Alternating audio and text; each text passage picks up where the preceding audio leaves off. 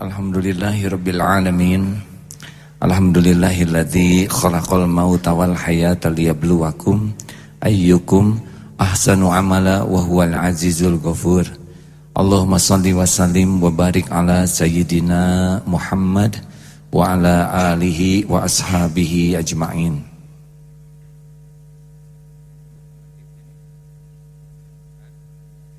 Ini teman-teman dari DIV apa namanya?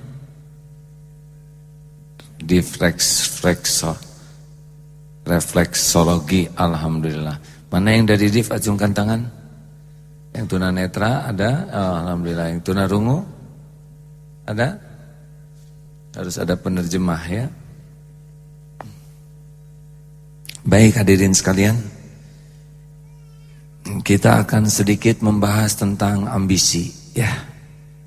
Kita baca dulu surat Ali Imran ayat 26. Silakan.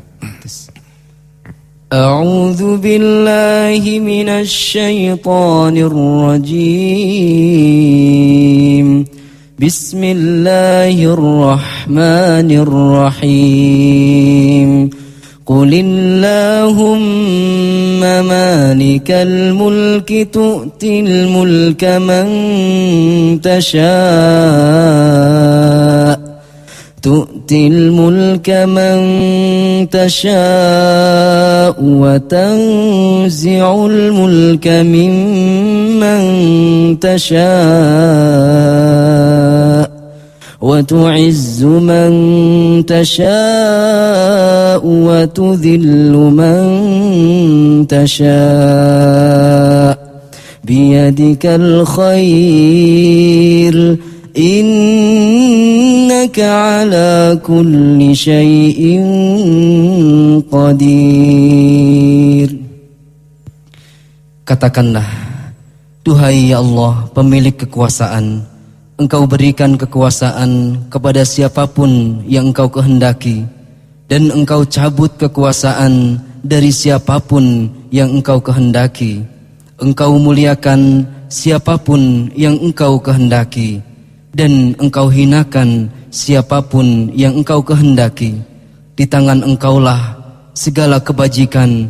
Sungguh Engkau maha kuasa atas segala sesuatu.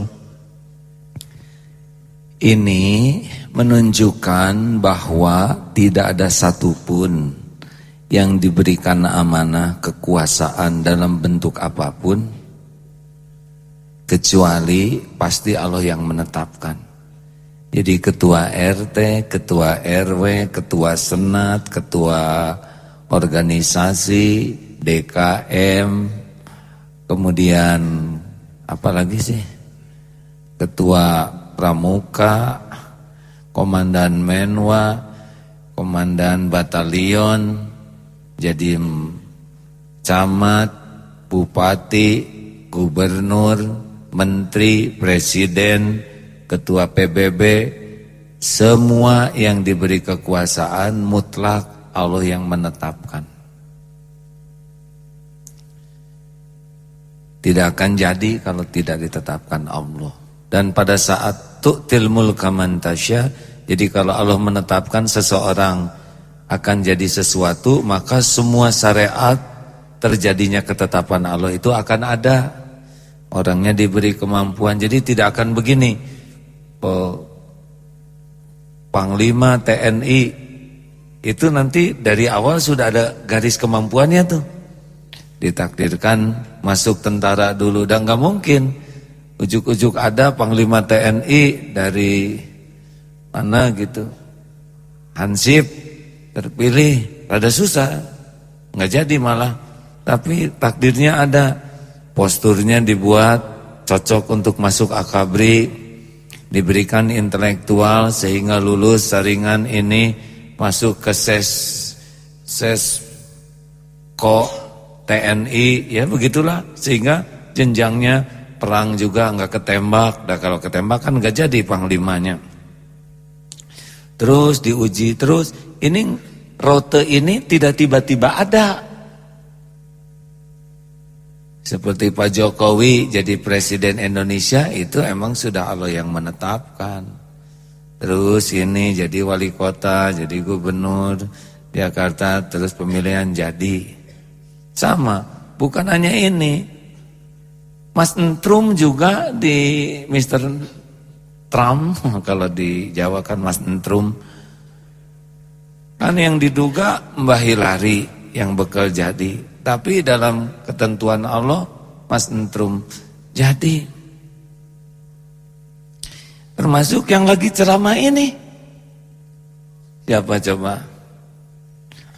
Jimmy ini. Ini hadirin, ini serius ya. Ini saya buka kartu yang aslinya. Apakah saya bercita-cita jadi ulama, jadi kiai? Enggak tuh. Enggak kebayang. Tidak terbayang. Ayah saya seorang prajurit TNI. Saya dibesarkan anak kolong, anak tentara. Kehidupannya kehidupan begitu. Sehingga terbentuk dalam cita-cita saya ingin seperti bapak. Ingin jadi prajurit juga. Pengen masuk akabri. Sudah berlatih. Sudah siap dengan persiapan matang. Daftar. Tapi udah begitu takdirnya. Kenapa orang lain pada tinggi ya? Jadi asa paling pendek di antara semua calon tuh. Mundur. Padahal nilai bagus. Waktu itu KTBLC sudah ada. Karena nggak ada takdirnya di sana. Ngalir. Sampai selesai kuliah belum ada remeng-remeng bekal ke agama, standar aja. Saudara, ini muda-muda sudah belajar agama. Saya standar, belajarnya dari orang tua dan dari guru sekolah. Dengan rasa hormat, dulu di sekolah tuh yang pakai jilbab tuh cuma satu, guru agama. Itu juga sudah sepuh dan diselendangkannya begitu. Tidak jilbab, nggak ada jilbab dulu. Saking langkanya untuk dapat akses ilmu tidak seperti sekarang. Saudara tahu, saya belajar agama kapan? Sesudah selesai kuliah. Sesudah lihat adik. Adik ini yang ketiga ini lebih sungguh-sungguh ke Allahnya. Saya selesai kuliah, pulang ke rumah, didapati adik sudah lumpuh. Mata juling, badan sudah sulit jalan. Kuliah. Adik masih kuliah di ekonomi Unpad. Saya dengan Adeda bergiliran ngantar ke sekolah. Karena harus digendong. Digendong karena telinga sudah sulit mendengar. Progresif sakitnya tuh. Tapi adik ini selalu ke masjid. Digotong ke masjid tuh. Walaupun lama-lama tidak bisa duduk di masjid. Jadi berbaring seperti mayat begitu. Memang begitu. Berbaring saja. Karena kalau duduk terguling. Yang saya tahu tidak lepas tahajud. Walaupun tidak bisa wudhu, karena lama-lama makin tidak bisa bergerak tangannya. Harus dipakai tayamum atau dilap untuk wudhu. Duduk terguling. Nah, syariatnya itulah yang membuka hati saya ini. Adik ini. Kalau lihat akuarium, keluar air matanya. Kenapa lihat akuarium nangis? Bukan lihat akuariumnya, lihat ciptaan Allah. Bagaimana Allah menciptakan keindahan, sisit-sisitnya, warnanya yang pesona. Sampai ke sana tuh adik tuh. Kalau punya uang, semoga saya tidak berlebihan ya dalam menyatakan. Kan susah dipegang uangnya, tapi banyak rezekinya. Tolong belikan ini buat temen, buat anaknya yang DKM, anaknya itu yang di masjid. Malam tahajud. Tidak mengeluh. Ketika ditanya kenapa tidak mengeluh deh, kan semuanya udah diukur oleh Allah. Orang lain banyak pahala dengan banyak amal. Mudah-mudahan saya bisa punya pahala kalau saya sabar. Gitu. Punten hadirin, ujiannya saya di kampus tuh banyak prestasinya. Ketua Senat, Komandan Menwa, juara baca puisi, juara cipta lagu, juara pidato. Pokoknya mah ngeraja aja. Karena saya kan ketua senatnya. Senat mengadakan perlombaan. Yang menang ketuanya dong. Ya, betapa menyebalkannya. Masa dia yang ngadain dia juaranya? Saking begitulah gimnastiar zaman dulu. belum pakai Abdullah dulu ya. Nah, tapi lihat adik ini, Dek, padahal di kampus juara. Kecil tuh saya tuh, minder. Kenapa adik saya bisa gini? Tenang. Saya enggak. Kenapa tahajudnya jalan? Saya enggak. Karena tidurnya sekamar dengan adik.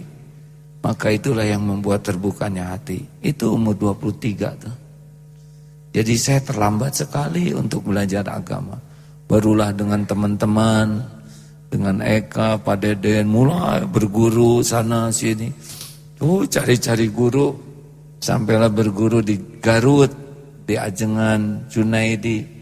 Nah, cucunya itu sahabat karib. Awalnya di masjid. Dulu pertama ke masjid orang nganggapnya stres. Karena tiap ada azan nangis. Wah, kasih game stres, gitu. Kerjanya diam aja di masjid. Sampai saya juga tidak mengerti ini ngapain saya di masjid.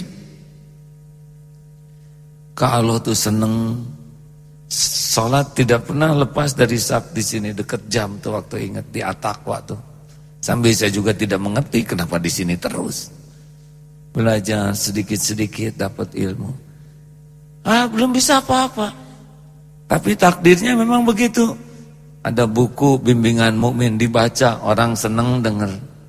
Mulai aja ngumpul. Ini saya cerita ini bagaimana ngalirnya sebuah takdir gitu ya. Yang enggak kebayang. Ngumpul di Masjid At-Taqwa. Lama-lama ngumpul di rumah. Kan rumah orang tua di depan Masjid At-Taqwa. Pertama pengajian hanya 10-20 orang tuh. Sedikit membahas tentang akhlak, tauhid. Gak bisa saya kitab gundul, enggak. Baca terjemah saja. Disuguhin dulu mah. Pertama roti. Lama-lama makin banyak turun. Jadi pisang goreng dan sebagainya. Lama-lama makin banyak sukro hadirannya. Lama-lama rumah orang tua penuh. Lihat ini ngalirnya hadirin. Alhamdulillah berangkat haji. Tahun 87 nikah. Mulai ngontrak kamar di sini. 1 kamar. 2 ini di sana tuh ini 24 kamar dulu.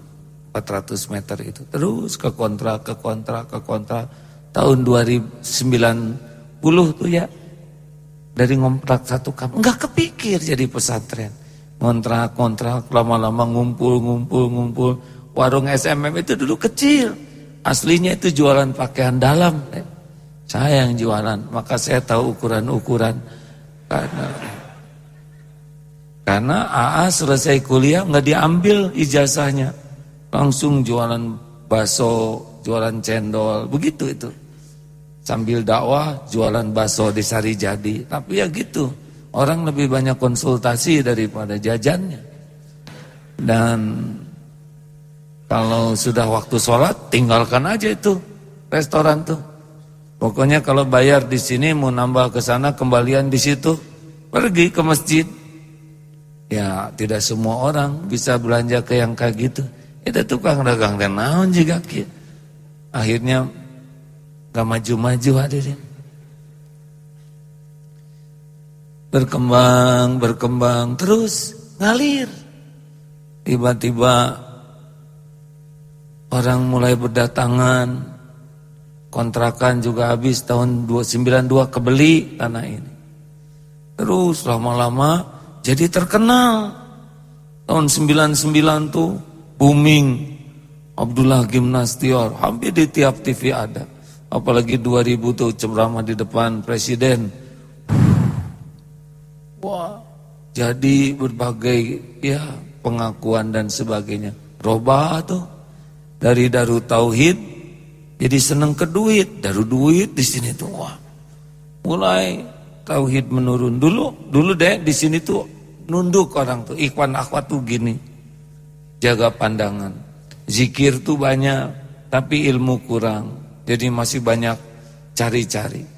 Tapi ketika dibuka dunia, wah terkenal ke sana sini. Calon-calon presiden datang ke sini. George W. Bush pengen ketemu. Wah udah dunia dikasih. Tapi iman rontok. Jadi udah nyobain tuh. Terkenal, dihormati, dikagumi, Tony Blair. Wah, zaman-zaman itu ya. Allah kasih episode. Babak dunia dikasih tuh. Kaya deh. Saya kaya waktu itu. Kaya raya sekali. Karena rezeki itu kayak ditumpahkan aja begitu saja. Banyak sekali. Beli rumah di mana-mana. Beli tanah. Udah gampang rezekinya. Udah gitu, babak dunia udah dikasih itu, udah puncaknya tuh. Karena dulu kalau ke Istana Negara diundang duduk. Pak SBY, Ketua MPR, Pak Amin Rais, Ketua DPR, Pak Akbar Tanjung, dulu DPD belum ada, terus Agim, nggak ada jabatan saya, tapi duduk begitu. Nah ada pokoknya gaya lah. Santri-santri sini juga udah ya, seperti pas Pampers. Gayanya gaya militer gitu, waduh, udah ruksak. Dunia datang, tapi sudah repot lah. Saya kalau sedang merenung ini saya apa gitu ya. Kayaknya enggak bahagia. Tamu ada kalau tahu 2.000 sekali dipotret tuh deh. Antri di sini sampai pada pingsan di jalan itu. Nunggu antrian dipotret. Bayangkan itu 2.000 kali jerawat. Kebanyakan dipotret. Enggak bahagia, enggak tenang. Pesantren enggak keurus, anak enggak keurus, keluarga enggak keurus. Orang tua jarang, pada segitu deket di KPAD udah jarang silaturahim, sibuk. Itu saya pernah dikasih itu oleh Allah. Puncaknya penghormatan, mau pergi kemana saja helikopter sudah siap. Mau ke sana dicharterkan pesawat. Udahlah, pokoknya mah kayak RI3 katanya gitu. Itu kata orang-orang zaman dulu. Sampaikan dulu mau jadi capres katanya ya. Itu sampai 2006. Lalu Allah menakdirkan diamanahi lagi. Jadi poligami. Wah, itu mah aduh hebohnya. Gempa 9,5 skala Richter.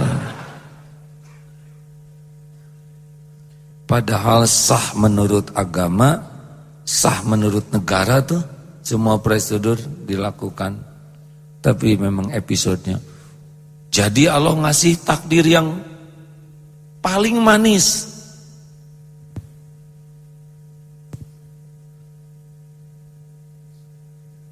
Cucu hadirin. Sini cucu. Sini punten. Nyetrum. Ini mah harus pegang makanan cucu, ini mah khusus ya. Assalamualaikum. Abah. Ini anaknya Ustadz Yusuf dengan Ica. Alhamdulillah ibu bapaknya ditakdirkan hafizah. Mudah-mudahan tuh jadinya kayak gini ya.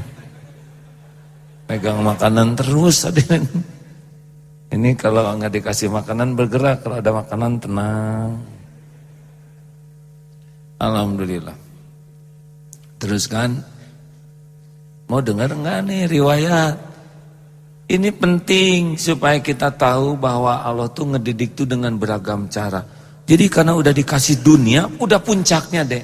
Popularitas, kekaguman, kekayaan, ya. Udah penghormatan, kemana-mana dikawal polisi, ya pokoknya udah selebritis aja.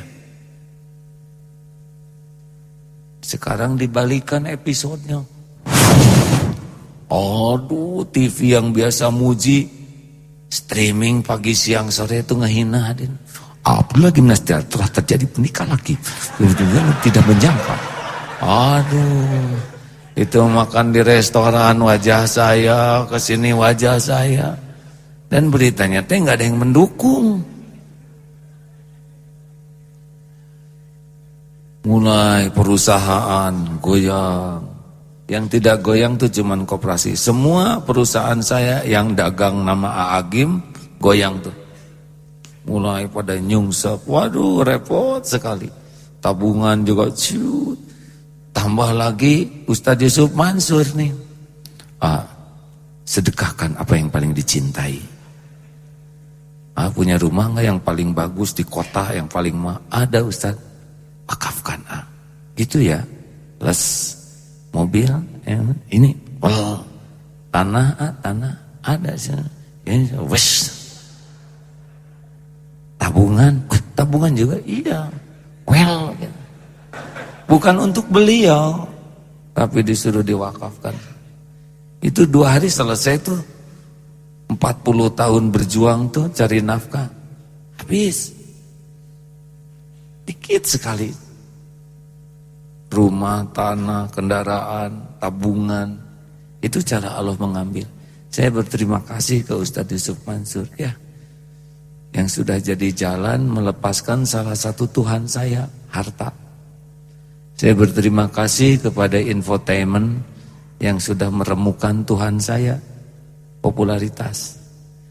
Saya juga berterima kasih kepada ibu-ibu yang ngambek ya, yang sudah menghancurkan salah satu Tuhan saya, senang dikagumi. Waktu itu terjun, keren, free fall, tulang ekor bengkok. Terima kasih ada ini gara-gara tulang ekor bengkok susah kerennya. Udah sakit berdiri itu. Duduk sakit, berbaring sakit. Cukup hanya dengan meleset sedikit. Mau mendarat di rumput, angin ngehebos, dasar karena aspal. Gredet aja pantat, celana bolong, tulang ekor bengkok, selesai itu. 1 tahun gak bisa duduk benar tuh. Mudah bagi Allah. Ya begitulah babaknya. Jadi udah nyobain, dibully rame-rame tuh. 7 tahun, 8 tahun. Dihina, dicaci, dipermalukan, dikucilkan. Mana ada dulu orang mau pesantren ke sini. Kalau dia lelaki pesantren disangka berguru. Kalau dia perempuan disangka mau yang ketiga. Repot ada. SSG tinggal berapa orang dulu? Bayangkan, tinggal 30 orang Pak. Satu angkatan dari yang biasanya 300, 400, 30. Itu juga yang sisa-sisa lah yang sudah tahan banting. Di sini, saya juga ditinggalkan sebagian kawan-kawan. Tinggal beberapa. Dan berat sekali Darut Tauhid itu karena nggak bisa gajian, nggak bisa operasional, tapi survival. Nah, ini juga takdir saya, karunia yang diatur Allah Pak, tapi dengan cara yang halal, benar? Tidak dengan zina, tidak dengan selingkuh, tidak dengan mencuri, tapi betul-betul dipepet dalam kesulitan yang sangat sulit. I'm lonely. Benar gitu bahasa Inggrisnya? Aku sendiri. Jadi hanya Allah saja. Kawan-kawan yang kaya, yang dulu sahabat karib ditelepon, nggak ngangkat. Ya, takut mungkin istrinya curiga. Utang eko pesantren yang dulu tanggung sama-sama, jadi tanggung sendiri. Pokoknya itu 7 tahun tuh benar-benar kayak kelapa lah. Udah dijatuhin, dijambak, digebuk, dicungkil, disisit, diparut, diperas. Satu keberuntungan besar yang tanpa saya ikhtiari adalah adanya guru. 2 guru, 3 sebetulnya. 2 yang mengajari teori, 1 ngajarin praktek. Ini yang mendamping, yang menjelaskan semua. Ini juga bukan keinginan saya. Datang 2 guru ini. Yang terus membimbing, jangan takut, semua ini baik. Kalau suatu saat sudah lulus, dunia bakal dikembalikan lagi. Tapi sudah tidak ada rasanya. Tenang saja. Kapan dikembalikannya? Belum. Ini baru juga mau diambil ya. Nanti suatu saat akan diberikan amanah. Amanahnya apa Mbah? Tang lebaka hayang cicing. Karena ini baru mulai penderitaannya. Itu beneran terus dibimbing. Kira-kira sudah kan babak tauhid, babak Darut Tauhid, 2006 lahir babak belur ya. Udah babak belur, mulai dibuka lagi dunia. Dia Darut Tauhid berkembang, perusahaan hidup lagi tanpa rapat pusing. Pesantren mulai ada tahfidz, ada sekolah, dulu nggak ada sekolah, ya. Berkembang, manajemennya jadi baik, DPU yang asalnya sudah seret tiba-tiba naik. Mulai 2013 ya, dari 13 miliar jadi 33 miliar, 2014 naik jadi 53 miliar ya. 2016 naik, masih naik nanti ya. Oh 2016 naik ke 84 miliar DPU tuh. Masjid dikit-dikit perbaiki, jadi begini.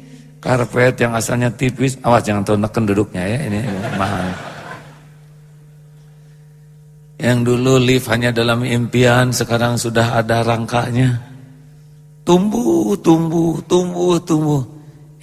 Pikir-pikir, benar kata guru saya, dunia bakal datang, perusahaan saya hidup lagi. Penghasilan juga lebih dari cukup, walaupun tidak banyak tabungan, tapi tiap perlu. Bukan ada, cukup hadirinnya. Alhamdulillah, oh benar. Jadi ternyata ada yang ngatur di belakang. Dan saya ngejalanin ini. Tu'til mulka man tasya. Sekarang begini, kita udah rancang ya, 2018 ya, Mas Gatot ini ketua yayasan. 2018 saya akan mengurangi banyak aktivitas di Indonesia di pesantren, mau coba cari tempat dakwah yang lain. Pokoknya tiap tahun peran A dikurangin. 2018 saya sudah hanya sekedar pembina saja, tidak signifikan mengatur apa-apa lagi di sini. Nah, nggak tahu 2018 mau jadi apa. 3 tahun yang lalu udah dirapatin ini ya. Yang jelas ada yang ngatur. Jelas. Aku tak mengerti mengapa diriku seperti ini. Takdirnya jadi kiai tinggal milih kiai pecinta Allah atau kiai pecinta dunia gitu. Mungkin yang memilihnya tuh di sini. Tapi takdir jadi ininya mah nggak bisa dihindari. Jadi coba ya. Sekarang agak heboh lagi, kemarin 2.12. Enggak. Kita berangkat 4.11 itu cuman mau nyapu. Enggak pengen nongol, enggak, mau nyapu aja niatnya. Tiba-tiba terkenal, wah itu grup Darut Tauhid nyapu. 2.12 kita juga ngirim pasukan nyapu, tidak kebayang bakal ada di panggung tuh. Tapi ditelepon minta ke panggung bicara. Jadi saja. Begitulah hadirin, ada yang ngatur. Makanya hidup mah nggak usah ambisi. Ambisi itulah, kalau ambisi itu kan ujungnya 2, jadi atau tidak jadi, betul? Kalau ambisi dan tidak jadi, ambisi tidak jadi menghasilkan depresi gitu. Penting I ujungnya ya. Ambisi terjadi depresi. Kenapa? Karena ambisi itu capek. Apa yang disebut latas alil imaroh, jangan meminta jabatan. Jadi kalau kita menganggap jabatan itu sebuah yang prestis, sesuatu yang membuat kita dihormati, disegani, dikagumi, keren, kita akan memiliki sebuah kedudukan dan orang bisa menghormat, kita bisa punya kekuasaan, mengatur, kita akan punya penghasilan dunia. Itu ambisi, hadirin. Itu ambisi. Kalau tidak jadi, depresi. Kalau jadi, tidak ditolong oleh Allah. Kalau jadi, tidak ditolong. Nanti sikut sana, sikut sini. Padahal bakal jadi dia, karena ada takdirnya ya. Tapi dosa menjelang itu. Dan kalau udah jadi itu dia punya jabatan, nanti akan kemaruk. Kata Pak Zainuddin itu yang seperti monyet itu, kasih pisang. Ada pisang lagi. Ada pisang lagi. Gak kelihatan kan jadi monyet panjang. Ada pisang, udah susah tuh berdiri karena tinggal pakai tumit ya. Ternyata masih ada pisang. Ada lagi pisang karena ekor ikat dulu baru. Menderita karena serakah. Hina karena jabatan. Dosa karena jabatan. zolim karena jabatan, mati, penyesalan luar biasa di akhirat. Sebabnya apa? Ambisi. Berapa banyak orang yang ditakdirkan punya jabatan dan jadi hina, benar? Benar? Tapi pasti ada jabatan, dan enggak mungkin enggak ada jabatan. Nah, giliran yang ditakdirkan punya jabatan, itu jadi pemimpin yang adil, itu yang nanti ditujuh orang yang ketika di hari kiamat tidak ada naungan. Nah, salah satu yang dinaunginya itu adalah pemimpin yang adil. Yang berada dalam mimbar cahaya, itu pemimpin yang adil. Berarti ada juga yang takdirnya pemimpin dan benar pemimpinnya, pemimpin yang adil. Nah, hadirin, kuncinya apa? Jangan ambisius terhadap jabatan. Gitu. Lempeng weh. Nah, kalau jadi mah bakal jadi. Kalau dia tidak ambisi dan tidak jadi, tapi api ya. Yang cari yang i ujungnya nggak ketemu, tak apa-apa. Namanya juga nggak ambisi, nggak jadi ya nehi ya. Itu yang enak. Tidak ambisi terjadi nehi. Nggak gitu juga. Cool. Tidak ambisi jadi dalam takdir Allah, maka dalam hadisnya itu Allah akan nolong. Semuanya ditolong menuju prosesnya terhormat.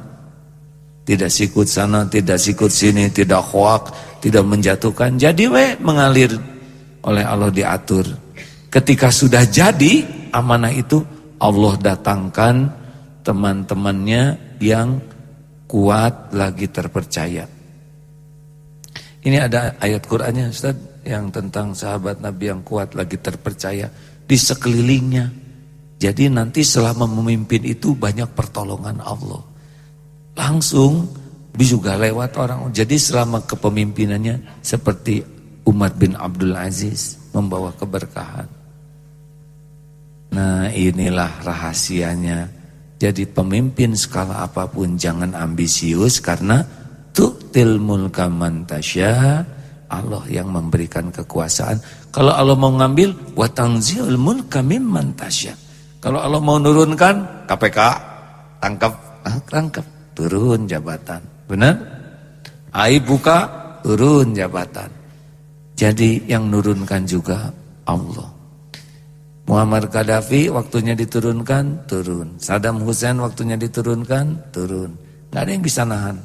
Tidak ada kekuatan apapun yang bisa menahan kalau Allah mau menurunkan. Tidak ada yang bisa menghalangi kalau Allah mau menakdirkan.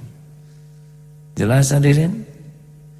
Jangan ambisius ya. Pemilihan RT tenang weh. Apalagi kalau pemilihan calon presiden, saya harap saudara tetap tenang ya. Karena enggak tenang juga siapa yang mencalonkan. Dan kalau mencalonkan diri sendiri, boleh jadi istri juga enggak milih ya.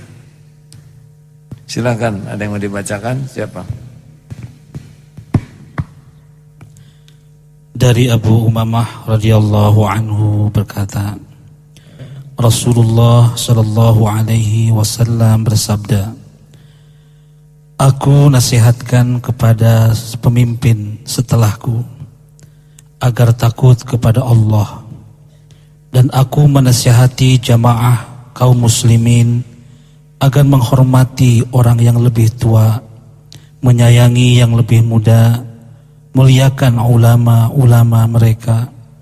Dan aku nasihatkan pada pemimpin setelahku agar ia tidak memukul mereka, karena hal itu berarti menghina mereka, tidak membiarkan mereka liar sehingga menjadikan mereka orang-orang yang ingkar, tidak mengebiri mereka sehingga memusnahkan keturunan-keturunan mereka, dan tidak menutup pintunya untuk menerima pengaduan mereka, sehingga yang kuat di antara mereka menindas orang yang lemah.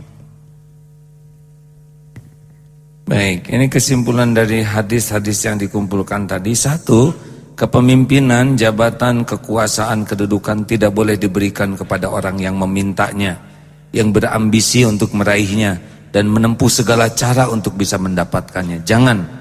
Kalau kita punya kesempatan untuk memilih ataupun memberikan keputusan dari hadis-hadis tadi itu, Rasulullah kan la tas'alil imar, jangan ambisi kepada kepemimpinan. Jadi jangan, kepemimpinan, jabatan, kekuasaan, kedudukan tidak boleh diberikan kepada orang yang memintanya, berambisi untuk meraihnya dan menempuh segala cara untuk mendapatkannya. 2. Orang yang paling berhak menjadi pemimpin, penguasa, pemangku jabatan, kedudukan adalah orang yang menolak ketika diserahkan kepemimpinan, jabatan, kedudukan tersebut dalam keadaan ia tidak menyukai dan tidak berharap kepadanya. 3. Kepemimpinan adalah amanah yang besar dan tanggung jawab yang berat, maka wajib yang menjadi pemimpin untuk memperhatikan hak-hak yang dibawa kepemimpinannya, tidak boleh mengkhianati amanah tersebut. 4. Keutamaan kemuliaan bagi seseorang menjadi pemimpin dan penguasa apabila ia memang pantas memegang kepemimpinan kekuasaan tersebut. Sama saja baik ia pemimpin negara yang adil, bendahara, terpercaya atau karyawan yang menguasai bidangnya masing-masing. 5. Ajakan kepada manusia untuk tidak berambisi meraih kedudukan tertentu, khususnya bila ia tidak pantas untuk kedudukan tersebut. Yang 6, kerasnya hukuman bagi yang tidak dapat menunaikan kepemimpinan dengan semestinya, tidak memperhatikan hak orang-orang yang dipimpin, dan tidak melakukan upaya optimal untuk memperbaiki urusan kepemimpinannya. Jadi kepemimpinan itu perkara yang berat, yang salah lah kalau kita ambisi itu. Tenang, tapi kalau memang kita ditakdirkan bekal jadi, kita diberi kemampuan untuk itu. Baik iman, intelektual, fisik, kecerdasan, dan kawan-kawan yang akan membantu. Kata kuncinya, jangan ambisius, jangan ingin tampil, jangan ingin kelihatan dikagumi orang, jangan ingin orang tahu kemampuan kita. Gak usah. Ya, dengar ya, ini rahasia kita. Bahwa kesuksesan kepemimpinan itu tergantung Allah nolong atau tidak, itu aja. Kalau Allah nolong, beres. Kalau Allah tidak nolong, mau gimana? Kan? Benar? Jadi pemimpin tuh yang utama tuh ngajak orang beriman ke Allah. Karena dengan keimanan itulah nanti pertolongan Allah datang. Benar? Pemimpin itu ngajak orang hidupnya tuh jadi amal soleh. Bukan jadi pekerja, tapi orang yang menjadikan aktivitasnya jadi amal soleh. Karena yang dipimpin pasti mati. Dan yang dibawa oleh rakyatnya apa? Hadirin, jawab hadirin. Jangan bikin emosi ya. Udah malam nih. Yang dibawa oleh rakyat ke akhirat apa? Padi, batu bara, kelapa, apa hadirin? Jadi tugas pemimpin itu ngajak masyarakatnya punya bekal pulang ke akhirat, yaitu amal soleh. Dagang jadi amal soleh. Kira-kira kalau pedagang jadi amal soleh, nipu enggak? Licik tidak? Sumpah palsu tidak? Ekonomi benar. Saya pernah diundang ke Shanghai. Enggak boleh sasasi hadirin. Shanghai itu bangunan megah, bersih, rapih, taman indah. Tapi pas ke pasarnya, di sini ada barang asli. Kalau nyari barang asli mah nggak kesini. 100% palsu. Gimana dagang nipu semua? Harga dari 200 jadinya bisa 20. Dan nipu. Terus apa ini kebanggaan punya rakyat penipu?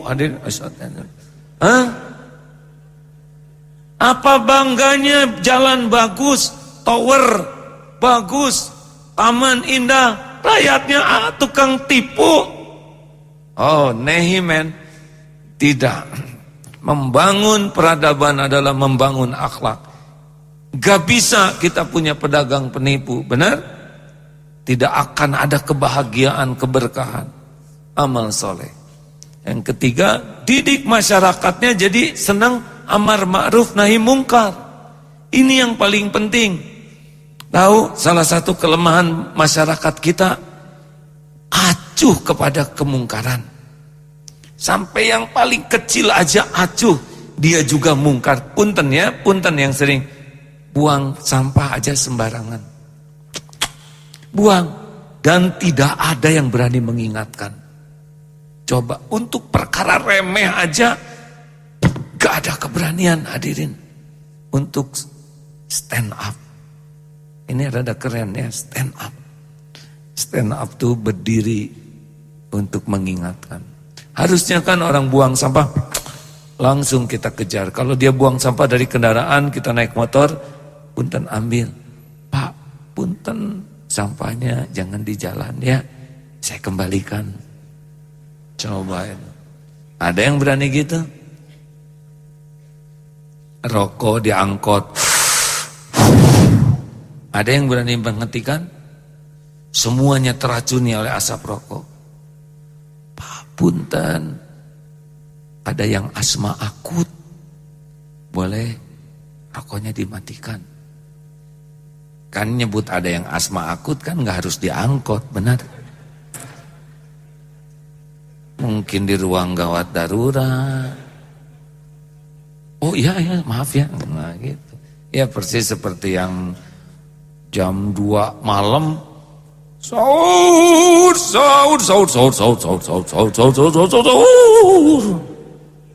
Aduh. Jam 2:02. Saya cari aja itu musolanya. Ternyata musola kecil. Toanya yang besar. Disimpannya di pohon. Aduh. Pas dilihat ke dalam lagi pada tidur tuh. Ada 6 orang, 5 tidur, 1 yang bangun sambil nyender sahur. Bangun, sekelilingnya tidur. Coba ini hadirin. Harus stand up, tapi bijaksana. Dek, maaf jam berapa ini? Waktunya sahur, ini gelap jadi nggak ketahuan yang ngomong Agim hadirin. Kalau ada ketahuan, tapi belum tentu dia tahu juga ya. Dek, orang sekarang sahur tinggal pakai beker. Oh udah nggak bisa Pak, ini udah biasanya tiap tahun begini. Dek, banyak orang yang jam segini tuh lagi tahajud, terganggu dengan teriakan-teriakan ini. Cukup sekali aja bangun, orang juga sudah tahu. Nggak bisa Pak, udah biasa. Dek, mulai saya nggak enak. Lihat aja, siapa yang kelindes truk hari ini? Lihat aja. Kalau nggak berhenti lihat siapa yang kelindes truk. Takut dia. Padahal saya kan cuma suruh lihat yang kelindes truk yang berhenti itu waktu itu. Besoknya mah jadi lagi lah hadirin. Nah hadirin sekalian, saya nggak menganjurkan saudara segalak itu ya. Tapi kalaupun jengkel harus dengan alasan yang pas. Pak, maaf ada yang asmanya akut. Kalau kena asap bisa pingsan. Nah, dia mempersepsi itu jadi gitu. Ya itu dalam rangka menolong dia, tidak merokok di mana aja. Yang asma tidak diangkot ya itu bukan urusan dia ya. Nah hadirin, tapi stand up. Ini cerita ya, suatu saat takdir di Australia dakwah di sana. Melihat sebuah sekolah Islam, bagus. Saya datang ke sana khusus, ngamera gitu, tanpa merasa bersalah. Lihat, tiba-tiba datang seorang guru, mengatakan, maaf, tolong segera dimatikan handphonenya. Saya guru di sini, kami tidak mengizinkan ada yang merekam keadaan di sini. Pertama aturan dari sekolah. Yang kedua orang tua murid juga belum tentu mereka menyetujui anaknya direkam. Tolong dihapus yang tadi direkam. Sopan, tegas, aduh inilah stand up hadirin. Nah harusnya masyarakat kita begitu. Kita coba lagi macet semua berlomba-lomba ke tengah. Atau logika dasarnya, lagi macet, motor ke tengah semua. Ini maju kehalangan motor, benar? Enggak punya rasa malu. Enak aja di sana. Kalau akan nunduk, ditidit itu. Dia kesini nggak bisa, kesana. Makin macet. Ini nggak ada stand up. Parkir motor. Udah jelas ada garis. Ke tengah, orang jalan kaki susah. Macet, jadi susah orang lewat. Siapa tahu ada yang hamil, mau melahirkan, ada ambulan, susah. Gak ada yang stand up tuh. Bahkan kita yang parkir sembarangan. Susah ngebangun apapun. Ya, kalau orangnya tidak bergabung dalam amar ma'ruf nahi mungkar. Tapi kita tidak dalam posisi menghakimi. Jangan, hei parkir yang benar, pakai otak lu. Ini juga pakai otak parkir di sini ya enggak?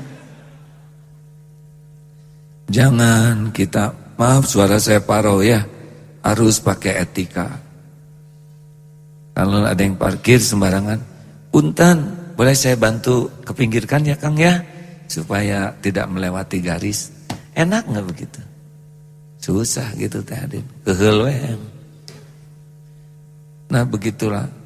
Yang ini yang sering disampaikan, kalau ada orang ketiaknya baru, bau. Jadi jenah Allah, aku chaos ya. Pas di sini kipas angin. Jadi kan rezeki nomplok tuh. Gimana solusinya? Kang, eta teh ketiak atau zat asam arang?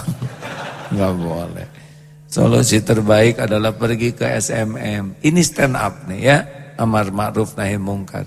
Pergi ke SMM, beli deodoran 2. Sing sopan. Kang, saya belinya ada 2 nih, ini cocok buat saya nih, buat Akang 1. Jadi nggak malu kalau beli 1 kan. Jangan mana, pantau. Dia tahu, dia inti ya kan. Tapi kalau 2 kan bijak. Nah stand up tuh begitu. Jelas nggak Aden?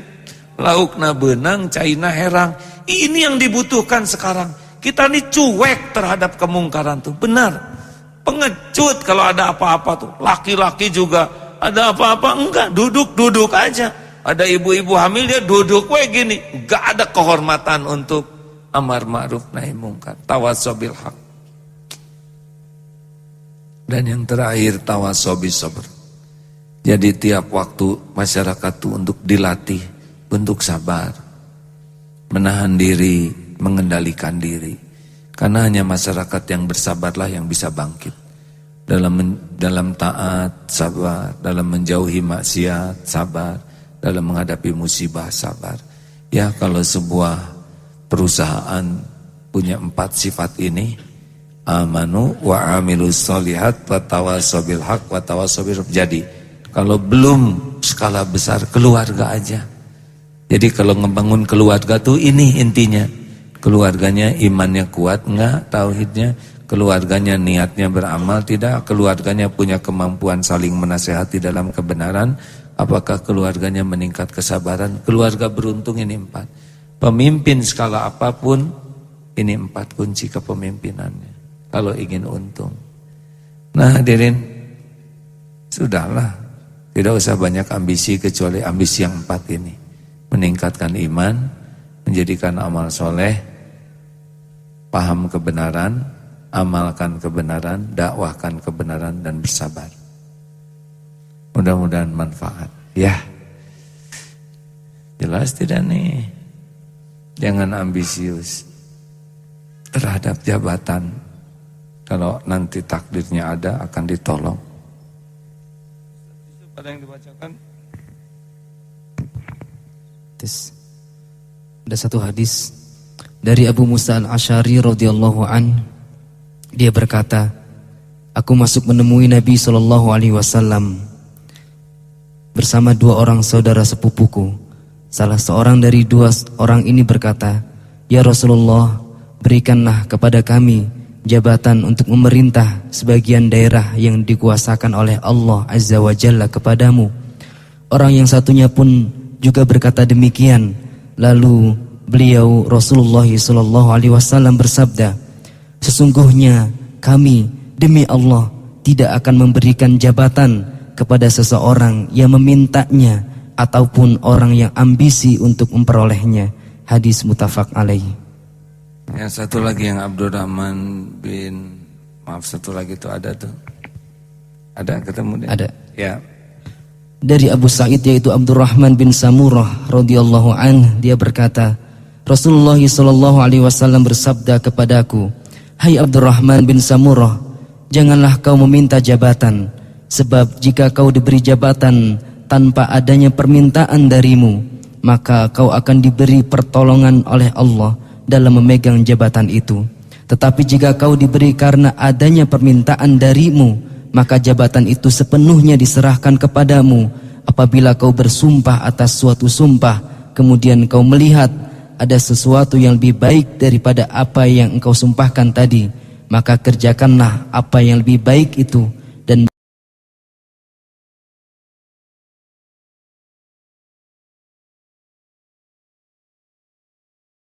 bayarlah denda karena sumpahmu itu." Hadis muttafaq alaih. Nah itu yang jangan ambisius ke jabatan, tenanglah ya. Jadi orang benar aja. Bolehkah bercita-cita jadi ulama? Bolehkah bercita-cita jadi ulama? Tunggu dulu. Apa yang terpikir seorang ulama? Saya bercita-cita jadi ulama. Gimana ulama tuh? Dia tuh keren loh. Kemana-mana disalamin. Kalau ceramah pulangnya dikasih berkat. Amplop juga. Well, nanti dia ke TV terkenal. Nanti dikagumin orang. Banyak yang naksir. Jangan pengen jadi ulama. Dia bukan pengen jadi ulama. Dia pengen dunia dengan aksesoris ulama. Gak boleh. Itu bukan pengen jadi ulama. Pengen jadi ulama tuh ingin jadi orang yang takut kepada Allah. Jadinya sekarang jadi gimana dong? Sekarang pengen jadi ahli takwa saja. Saya mah pengen jadi orang soleh, solehah, akhwat solehah ya, ikhwan soleh. Karena kalau ikhwan solehah berarti dia cirinya jarang ke masjid ya. Jadi orang baik saja cukup. Nanti ngalir kok takdir. Gak ada yang ketukar, gak ada yang meleset. Kalau kita bertakwa, wa may yattaqillah yaj'al lahu makhrajan wa yarzuqhu min haitsu la yahtasib wa may yatawakkal 'ala Allah fa huwa hasbuh. Lebih enteng hadirin? Lebih ringan enggak hidup ini? Ya, makasih. Pak Gatot, ini udah pernah kenal ketua Yayasan Darut Tauhid enggak? Mas, berdiri Mas. Karena nanti harus ditanggung jawab di dunia akhirat. Ya inilah. Assalamualaikum. Ini sekarang yang berat sekali di akhirat tanggung jawabnya. Kalau AA di sini statusnya pria ya. Pria yang sudah menikah.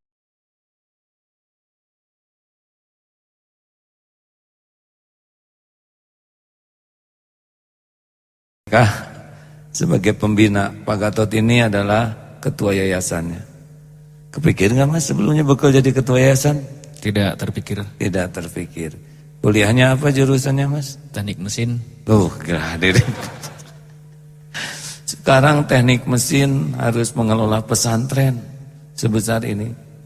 Jadi nggak kebayang sebelumnya begini. Enggak sama sekali terbayang.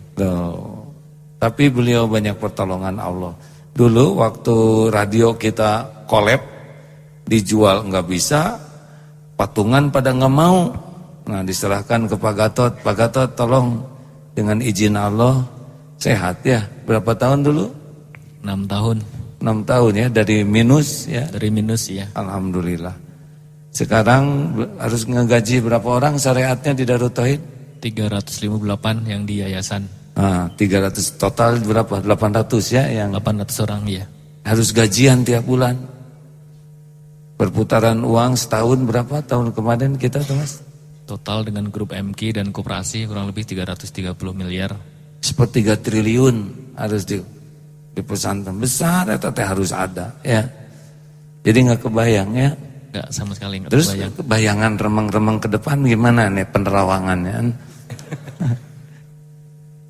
Yang terbayang semoga Darut Tauhid dan semua sivitas dan keluarga besar Darut Tauhid mendapatkan pertolongan Allah, kemudahan dari Allah sehingga amanah yang diberikan kepada Darut Tauhid dan kepada kita semua dapat dipertanggungjawabkan di akhirat nanti. Amin. Tidak terbayang ya bakal begini. Sekarang bendahara yayasan Pak Iskandar berdiri, jarang-jarang ini dikenal. Kan nggak pengen terkenal ya, jadi saya kenalin aja. Nah ini kembarannya. Siapa nama? Muhammad Iskandar. Pak Iskandar. Kuliah jurusan apa? Fisip. Tuh, makin nggak jelas hadirnya. Terbayang tidak sekarang harus mengelola yayasan seperti ini? Tidak. Tidak ya. Tapi jadi aja. Apa karirnya di Darut Tauhid itu gimana? Rintisan karirnya? Dulu dia mana untuk nyehatin BMT. Oh, menyehatkan BMT dulu ya. Mulai masuk Darut Tauhid tahun berapa? 96. Program apa dulu? Dulu dari jemaah. Dari terus jemaah. diminta oleh teman untuk bantu-bantu di koperasi. Di koperasi. Terus? Jadi bendahara koperasi. Terus megang DPU. Memegang dompet peduli umat ya dulu? Iya dulu, ya terus jadi bendahara yayasan. Pernah juga megang anak-anak perusahaan DT. Tuh begitu. Jadi sekarang sepertiga triliun ini harus beliau pikirkan, harus ada dan harus dikelola dengan baik. Begitu penerawangan ke depan gimana penerawangan? Semoga kalau kita memang dekat dengan Allah, Allah akan bantu. Jadi posisikan kita menjadi hamba yang layak ditolong oleh Allah Subhanahu wa taala. Insyaallah Allah akan membantu semuanya. Tuh, jadi andalannya cuma Allah ngurus Darut Tauhid ini. Terima kasih. Siapa lagi? Ada Pak Alek enggak? Pak Nur Hadi aja yang ada sini. Mas sini. Punten. Coba ini. Boleh pegang itunya. Siapa nama? Nur Hadi Subrata. Tebak ini sipil atau militer? Nah, udah. Saya pertama kali ketemu di mana Mas? Dulu ketemu Di Masjid Sultan Singapura. Di Masjid Sultan Singapura. Beliau baru pulang latihan dari mana Mas? Dari Australia. Dari Australia. Jadi ini siapa nih? Kayak ada tentara-tentara Indonesia. Nah, ternyata baru selesai latihan di Australia. Oh, ada di Singapura? Ada tugas. Ada tugas ke Singapura, begitulah dengan teman-temannya. Lama-lama jadi di sini. Kebayang tidak bakal di Darut Tauhid? Sama sekali tidak kebayang. Bagaimana rasanya di Darut Tauhid ini? Alhamdulillah. Lebih tenang. Lebih tenang, lebih jelas ya? Insya Allah. Alhamdulillah. Tuh gak kebayang, beliaulah yang sangat membantu santri siap guna agar latihannya menjadi lebih terstruktur, lebih jelas.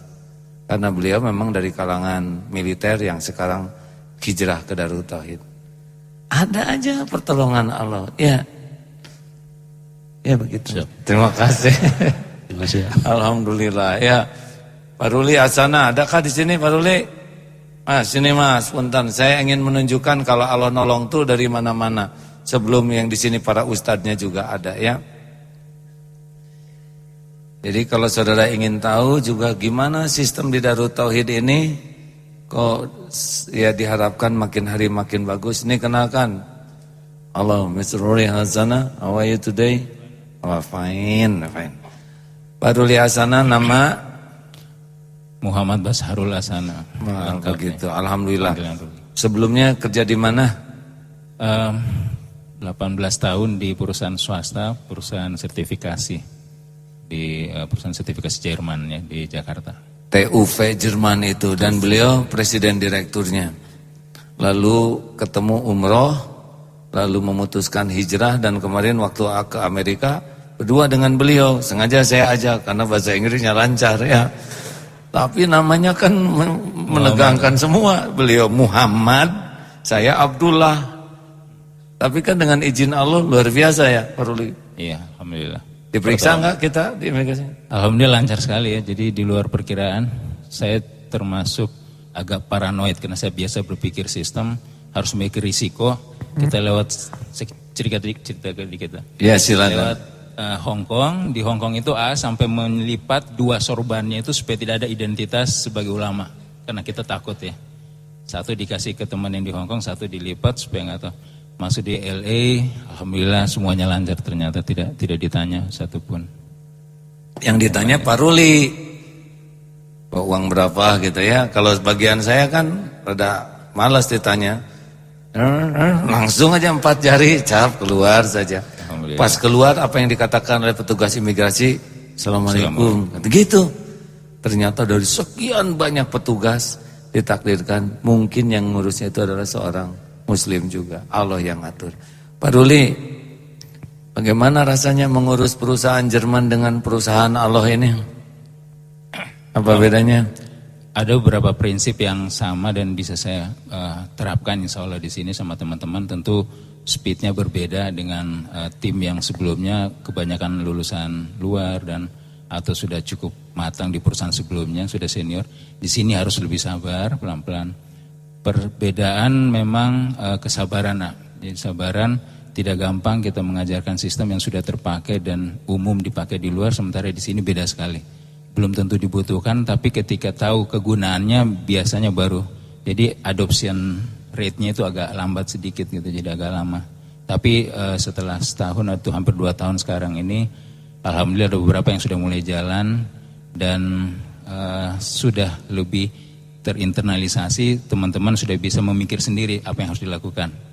Contoh paling gampang, bagaimana perencanaan yang sudah dilakukan itu pengecekannya seperti apa, ini yang kadang-kadang tidak terlalu kita fokuskan. Nah sekarang ini kita masuk di posisi pengecekan diaktifkan, mulai dari pengecekan sistem, pengecekan proses, SOP semua itu sudah mulai dijalankan. Nah, kan nggak ngerti kan dari wajahnya, wajah-wajah ngerti. Nah inilah diri salah satu kelemahan kita, organisasi kita tuh sahayunya, ya kan? Nah, tapi Allah datangkan orang yang sudah 18 tahun bergelut dengan sistem. Jadi sekarang kita bisa tahu kekurangan yang harus diperbaiki. Itulah cara Allah menolong. Pak Ruli harus sabar karena pahala itu besar dari sabar. Ya. Gaji besar jadi kecil tapi barokahnya yang besar. Sejujurnya bahagia mana Pak Ruli? Alhamdulillah betul, saya di sini sangat bahagia karena sholat 5 waktu lebih terjamin. Di tempat yang lama itu saya kadang-kadang sulit sekali mau tahajud tuh, hampir sulit sekali bangunnya karena sampai jam 12 malam masih bisa aktif, karena di Jerman baru jam 12 malam itu baru jam 6 sore ya, mereka baru tutup.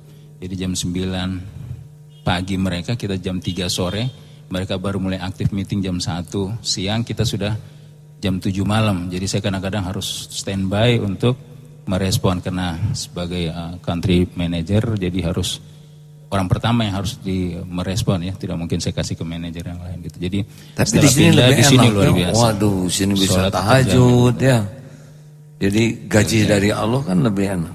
Jadi terkompensasi ya, alhamdulillah. Jadi yang paling mahal itu ketenangan, benar? Betul. Betul? Betul. Disistemkan bisa nggak ketenangan? Bisa. Jadi tentu iramanya kita tidak perlu target oriented ya. Kita tenang aja. Yang penting kita sudah tahu ada tujuan. Yang penting sasaran sudah tahu, tetapi pelan-pelan saja. Kita balik, jadi di sini kita ibadah, kerja menyesuaikan dengan jadwal ibadah. Beda dengan dulu. Kalau dulu kita sulit sekali, meeting itu sangat nggak enak. Mungkin berapa kali beri contoh, izin mau sholat itu harus bohong, numpang mau ke toilet gitu ya. Bila kita sholat itu, jadi sebegitunya kita takut. Di sini nggak sholat dikejar ya. Ya. Begitulah. Dan urusan beres-beres aja ya kan? Alhamdulillah. Alhamdulillah. Nah seperti inilah hadirin, terima kasih Pak Ruli, alhamdulillah.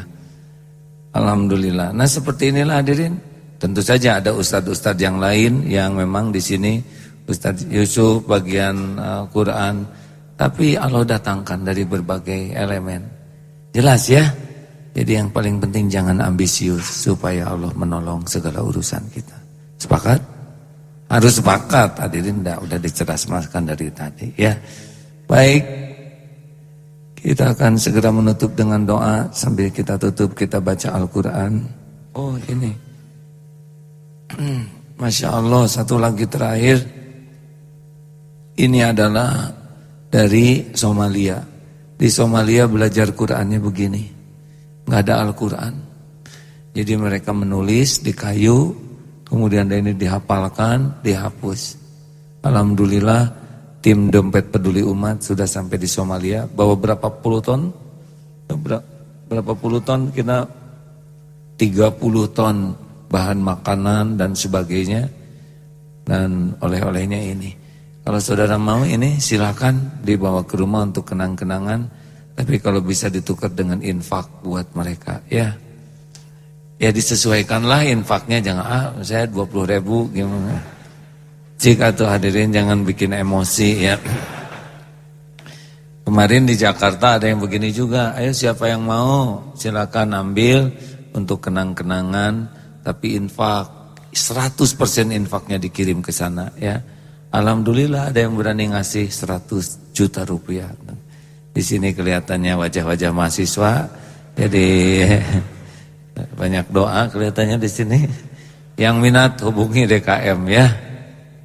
Tidak akan berkurang harta dengan sedekah. Masya Allah. Al-Fatihah. A'udzubillahi minasyaitonirrajim. Bismillahirrahmanirrahim. Alhamdulillahi rabbil alamin. Ar-Rahmanir-Rahim. Maliki yaumiddin. Iyyaka na'budu wa iyyaka nasta'in. Ihdinas siratal mustaqim. Siratal ladzina an'amta 'alaihim ghairil maghdubi 'alaihim waladdallin. Amin ya Allah. Silakan sambil berwakaf hadirin. Ayat kursi Ustaz. Allahu la ilaha illa huwal hayyul qayyum. La ta'khudhuhu sinatun wa la nawm. Lahu ma fis samawati wa ma fil ard. من ذا الذي يشفع عنده إلا بإذنه يعلم ما بين أيديهم وما خلفهم ولا يحيطون بشيء من علمه إلا بما شاء وسع كرسيه السماوات والأرض ولا يؤوده حفظهما وهو العلي العظيم بسم الله الرحمن الرحيم قل هو الله أحد الله الصمد لم يلد ولم يولد ولم يكن له كفوا أحد بسم الله الرحمن الرحيم قل أعوذ برب الفلق من شر ما خلق ومن شر غاسق إذا وقب ومن شر النفاثات في العقد ومن شر حاسد إذا حسد بسم الله الرحمن الرحيم قل أعوذ برب الناس ملك الناس إله الناس من شر الوسواس الخناس الذي يوسوس في صدور الناس من الجنة والناس Allahumma salli wa sallim wa barik ala sayyidina Muhammad wa ala alihi wa ashabihi ajma'in. Alhamdulillahi rabbil alamin. La hawla wa la quwwata illa billahil aliyyil azim. La ilaha illa anta subhanaka inna kunna minaz zalimin. Allahumma inna nas'aluka ridhoka wal jannah. Allahumma inna nas'aluka ridhoka wal jannah wa na'udzubika min sakhatika wan nar. Allahumma taqabbal minna siyamana ya Allah, wa taqabbal minna qiyamana wa salatana, taqabbal minna innaka antas samiul alim. Ya Allah, terimalah ibadah kami ini, terimalah saum-saum kami ini ya Allah, terimalah salat-salat kami, terimalah semua amal-amal kami. Seburuk apapun niat kami, seburuk apapun amal kami, ya Allah, ampuni ya Rabb, sebanyak apapun maksiat yang kami lakukan.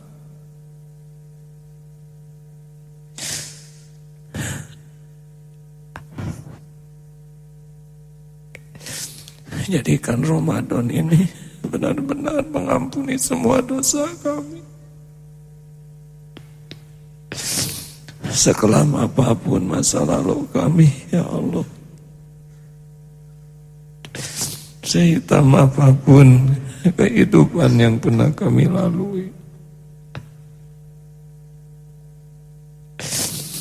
Allahumma inna nas'aluka taubatan nasuha,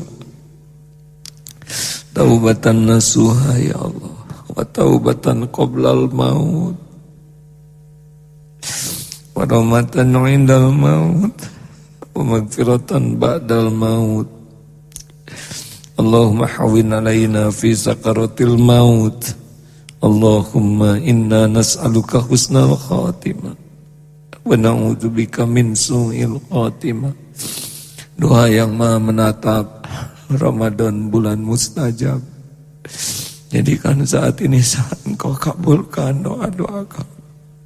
Taqabbal minna ya arhamar rahimin, ya hayyu ya qayyum, bi rahmatika nastaghits.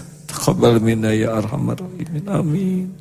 Hadirin doalah masing-masing. Amin, amin, amin. Doakan orang tua, hadirin doakan orang tua. Doakan hadirin. Ramadan mustajab saat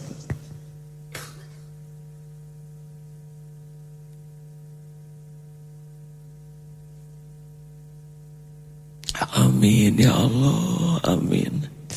Terutama yang sering durhaka kepada orang tua. Doakan guru-guru kita yang jadi jalan kita bisa mengenal Allah.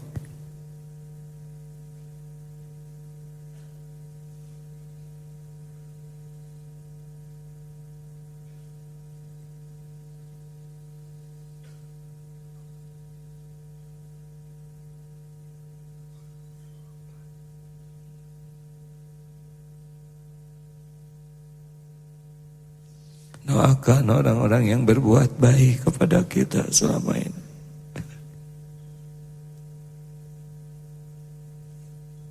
Doakan juga hamba-hamba Allah yang kita zolimi selama ini.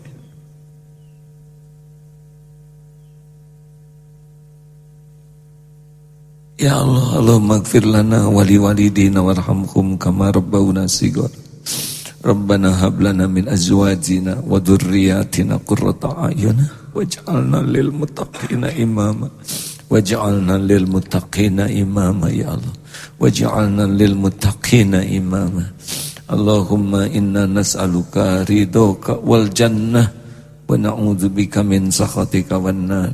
Ya Allah, sembuhkan jamaah yang sedang sakit ya Allah, khususan Mas Punto yang sedang sakit ya Syafi'i, sembuhkan. Ya Allah, berikan ketenangan bagi yang resah gelisah. Bukakan rezeki hanya yang halal ya Allah, yang berkah. Karuniakan kepada kami kemudahan urusan yang maslahat dunia akhirat. Jauhkan dari urusan yang jadi fitnah bagi dunia akhirat. Ya Rabb, berikan pendamping terbaik bagi yang menantikannya. Rumah tangga sakinah penuh berkah. Solehkan keturunan kami ya Allah. Jadikan keluarga hafiz-hafizah. Ya Allah, undang ke Baitullah jamaah ini ya Karim. Undang ke Baitullah ya Allah. Undang ke Baitullah. Allahumma ja'alna hajjan mabrura wa sa'yan mashkur wa tanban maghfur wa tijaratan lantah. Ya Allah, persatukan para ulama ya Allah. Lindungi para ulama ya Allah. Berkahi kehidupan para ulama dan umatnya ya Allah. Ya Allah, karuniakan kepada kami para pemimpin yang adil, para pemimpin yang takut padamu ya Allah, para pemimpin yang dapat membimbing kami dekat denganmu. Jangan biarkan kami dipimpin oleh orang-orang yang tidak beriman padamu ya Allah. Allahumma ighfir lil mu'minina wal mu'minat wal muslimina wal muslimat al ahya'i minhum wal amwat. Rabbana atina fid dunya hasanah wa fil akhirati hasanah wa qina adzabannar. Subhana rabbika rabbil izzati amma yasifun. Wassalamun alal mursalin walhamdulillahi rabbil alamin. Terima kasih hadirin, doa akhir majlis.